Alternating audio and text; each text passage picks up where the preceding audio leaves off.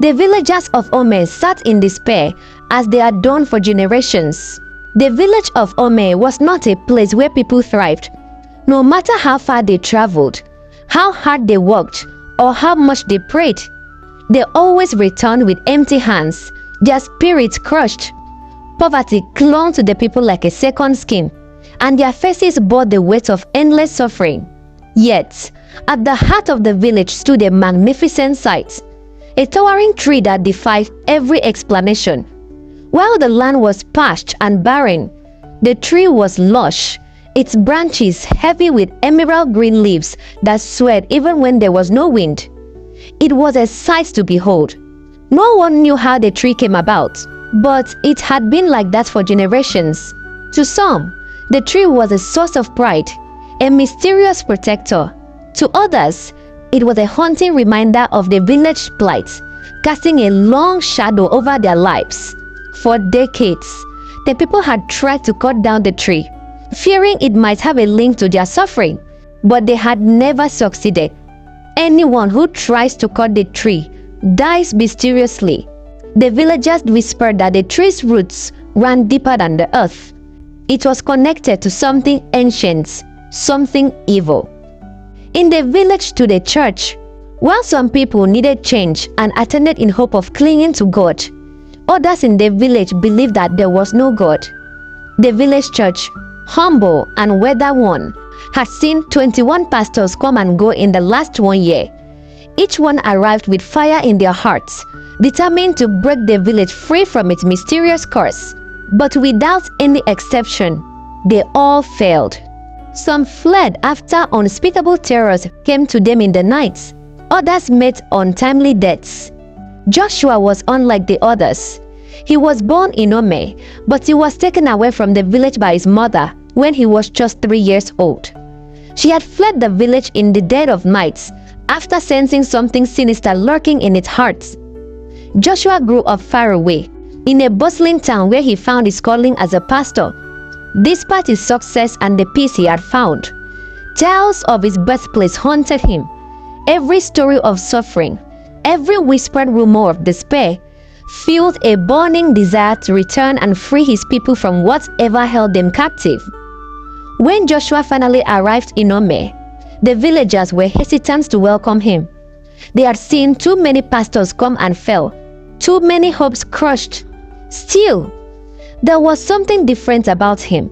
His voice carried a quiet authority, and his eyes burned with a determination that unnerved even the bravest amongst them. He took over the church, a crumbling structure that seemed to reflect the state of the village itself, and began his work. One evening, as Joshua knelt in prayer, he asked God to reveal the root of the village suffering. That night, he had a vision. He saw the tree inside the church, its leaves shimmering in the moonlight that seeps into the church. He saw men sitting under the tree, holding some kind of meeting. An evil presence present in their midst. He heard whispers, low and venomous, coming from its roots. When he awoke, sweat-soaked and trembling, he knew what he had to do. The tree was the key. The next morning, Joshua approached the village king, King Obi, an aging man whose once strong frame was now bent under the weight of years and suffering. Joshua explained his vision and declared that the tree was the source of the village torment. But the king shook his head gravely. "The tree is no ordinary tree," Obi said, his voice heavy with warning. "It had been here longer than any of us can remember. Those who have tried to cut it down have died terrible deaths. The tree protects us." Joshua shrugged. "The tree is not your protector, but it is your curse. It is the sole reason why the village is suffering." Joshua refused to accept the king's words. He returned home and prayed, asking God for the strength to confront the evil that clung to the village like a shroud. The next Sunday, during his sermon, he spoke boldly of his vision and declared his intent to destroy the tree. Among the congregations, 3 figures exchanged uneasy glances. It was Emeka, Buchi, and Mama Chichi. They were prominent members of the church, respected and trusted. When Joshua made the announcement, the church was thrown into disarray. They exchanged fearful glances, afraid of what is to come. After the service, Buchi, Emeka, and Mama Chichi cornered Joshua. "Pastor," Mama Chichi began, her voice trembling, "you don't understand. The tree is dangerous. Many have tried to fight it, and they've all perished. Run while you still can. We don't want to lose you too." But Joshua stood firm. "I was not sent here to run. I will see this through, no matter the costs." On their way home, Emeka shrugged. "Well, they say a stubborn fly always ends up in the grave with the corpse. If Joshua refuses to listen to us, then he will die like the others. He thinks he's the Messiah. He is not serious. Don't worry. When the calamities hit him hard, he will run away like the others. That is, if he is still alive at the end of the day." They all laughed as they continued their journey to their homes. That night, the attacks began. Shadows moved in his small room, whispering his name. His bed shook violently, and unseen hands clawed at his skin. At one time, an invisible hand choked him hard, while his eyes rolled to the back of his head. But each time, Joshua fell to his knees and prayed, his voice rising above the dead of night. By morning, the shadows would retreat, but he knew they would return. For generations, the tree had been a gathering place for witches and wizards. They worshipped an evil entity that lived in the tree. They feared Joshua, sensing his strength and divine protection, and they knew they had to eliminate him no matter what. Unknown to Joshua, Emeka, Buchi, and Mama Chichi were amongst the witches and wizards. During one of their secret meetings, they vowed to stop him before he could carry out his mission. They went to him spiritually, and when they failed, they sent someone to stab him to death physically. Luckily for Joshua, he was found on time by a member who came to see him that day. When he finally recovered from the stab wound 3 weeks later, he returned to the fight against the tree. Joshua's persistence began to stir something in the villagers. A few, inspired by his courage, joined him in prayer. They gathered nightly at the church, their voices rising in unison as they called upon God to free them from the darkness. Amongst them was a young widow named Adaeze, who lost her husband and her 2 children to mysterious illnesses. Her faith in Joshua's mission was unshakable, and she became one of his closest allies. Weeks passed, and the pressure mounted. The cults intensified their attacks, sending nightmares and apparitions to torment Joshua and his growing group of followers. Yet, Pastor Joshua remained steadfast, his faith unyielding. The witches and wizards began to panic. They haven't seen this type of man before. He was more powerful and relentless. One day, a breakthrough came. King Obi, who had been skeptical of Joshua, fell gravely ill. As he lay on his deathbed, he had a vision of his own. He saw the tree, its roots twisted around the bones of countless villagers, and he heard the anguished cries of the dead. When he awoke, he summoned Joshua immediately. "You were right," the king whispered, his voice weak. "The tree must fall. But be warned, what lies within it is more terrible than you can imagine." The next day, Joshua announced his plan to cut down the tree. The entire village gathered to watch, their faces a mixture of hope and fear. No one dared to approach the tree, not even the bravest of men. Finally, a young farmer named Obi stepped forward, his hands trembling as he gripped the axe. He had suffered long enough. It was time to stand up and do something. Joshua began to pray as Obinna prepared to strike the tree. He struck the tree, and immediately, blood gushed out from the wound, pulling at his feet. Joshua kept praying as Obinna cut the tree. The villagers screamed as the blood kept gushing out of the tree. When other men saw the bravery of Obinna, they joined him in cutting the tree. They cut through the tree. It was now remaining a little fraction of the tree to be cut for it to fall to the ground. But shockingly, The tree refilled itself again, becoming whole, as if an axe had not been laid on it. Everyone shouted in shock from the sight, and suddenly a thunder struck loudly, striking the men as they collapsed on the ground, dead.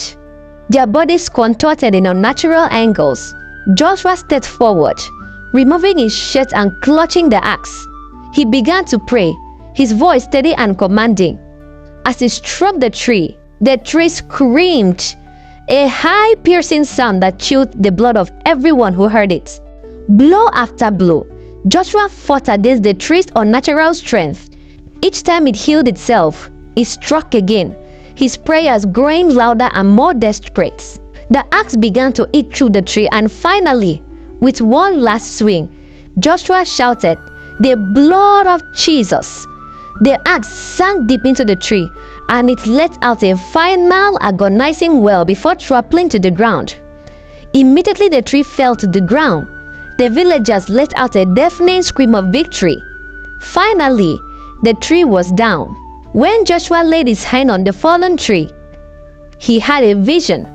He was taken back in time to see what really happened. Many centuries ago, long before Ome became a place of despair, it was a thriving village. The land was fertile, and its people were happy. At the center of the village lived a young woman named Nwayioma. She was known far and wide for her beauty, her kindness, and her skills as a healer. People traveled from distant villages to seek her remedies and wisdom. Her presence was a blessing to the community, and many believed that her hands carried the touch of the gods. But jealousy is a seed that, once planted, grows deep roots. Among those who envied Nwayioma was Adako, a bitter widow who had long coveted Nwayioma's position as the villagers' healer. Adako spread rumors, whispering into the ears of the elders that Nwayioma's abilities were not gifts from the gods, but from a dark, forbidden powers. She claimed that Nwayioma's remedies came at the cost of the villagers' fortunes, and that her beauty bewitched men into abandoning their families. It was a time of fear, a time when mere whisper of witchcraft could spell death. A drought had struck the village that year, and the crops were failing. The rivers dried up, and the children grew sick. The villagers, desperate for answers, began to believe Adaku's lies. Soon, Nwayioma's acts of kindness were twisted into evidence of dark sorcery. One fateful day, the village elders summoned her to the village square. A crowd gathered, their faces filled with suspicion and anger. "We have brought this curse upon us, Nwayioma," the chief elder declared. "You have used your powers to steal the blessings of this land." Nwayioma fell to her knees, tears streaming down her face. "I swear by the gods, I am innocent.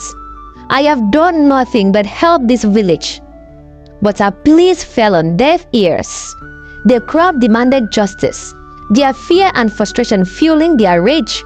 The decision was swift and cruel. Nwayioma was to be burned alive, her ashes scattered to cleanse the village of her supposed evil. On the night of her execution, Nwayioma was tied to a stake in the center of the village. The flames were lit, and as the fire rose around her, she cried out, not in fear, but in anguish. "You condemned me for the sins I did not commit," she shouted, her voice rising above the roars of the flames. "You take my life unjustly, and for this I curse this land. From my ashes I will return, and you will know no peace." The villagers watched in silence as her body was consumed by the fire. When the flames finally died down, all that remained was ash and smoke. The villagers thought it was over, but they were wrong. In the days that followed, a small sapling began to grow from the spot where Nwayioma had been burned. At first, the villagers saw it as a sign of renewal, a gift from the gods. But as the tree grew, strange things began to happen. Shadows lingered in the corners of the village, and whispered filled the night air. People began to disappear. The drought worsened, and their sicknesses spread. It became clear that the tree was no gift, it was a curse. and within it resided the spirit of Nwayioma, fueled by her anger and the pain of her unjust death. From then on, the village knew no peace. The land was always filled with droughts, and anyone from the village of Ome never made it in life. When the king back then noticed the tree's robust life despite the droughts of the village, he knew that something was wrong, so he sent men to cut the tree down. But every man who had laid the axe on the tree died mysteriously. Soon, people began to worship the tree, hoping that their prayers to it would soften their suffering. They began to worship her, and soon a cult was formed, where the members of the cult fed on the luck and destiny of the people of the village. Back to the present, Joshua sat by the fallen tree, his heart heavy with the weight of what he had learned. Adaeze had told him the story of the tree, passed down from whispers and half-truths. But now he understood the depth of Nwayioma's pain and the origin of the village curse. He knew what he had to do. The spirit could not simply be banished. It had to be released, freed from its torments. But to do so would require a sacrifice. That night, Joshua gathered the villagers at the church. He told them the story of Nwayioma, how their ancestors' fear and cruelty had condemned an innocent woman and cursed their land. Many wept as they realized the truth, that their suffering was a punishment for a crime committed long ago. She does not seek vengeance, Joshua said. She seeks justice, and justice can only be found in forgiveness. Joshua led the villagers to the spot where the tree had stood. They formed a circle, holding hands as they prayed. Joshua knelt in the center, clutching the Bible and a small jar of oil. He anointed the ground and the stump of tree that had remained, calling on God to cleanse the land and release Nwayioma's spirits. The wind began to howl, and the air grew cold. From the ashes, a figure emerged, her form flickering like a flame. It was Nwayioma. Her face ached with sorrow and anger. The villagers trembled, but Joshua stood firm. Nwayioma, he said, his voice steady. Your pain is real, your anger justified. But I ask you, in the name of God, to forgive those who wronged you. Please release this village and find peace. For a moment, Nwayioma's face twisted with rage, but then she looks at the villagers, at their tear-streaked faces and trembling hands, and her expression softened. Slowly, she raised her hands, and the wind died down. I forgive you all, she whispered, her voice barely audible. But you must never forget. With those words, her form dissolved into light, and a warmth spread through the village. The ground where the tree had stood began to heal, and the air felt lighter. All members that belonged to the cult of Nwayioma began to die mysteriously. From that day on, the village of Ome began to thrive.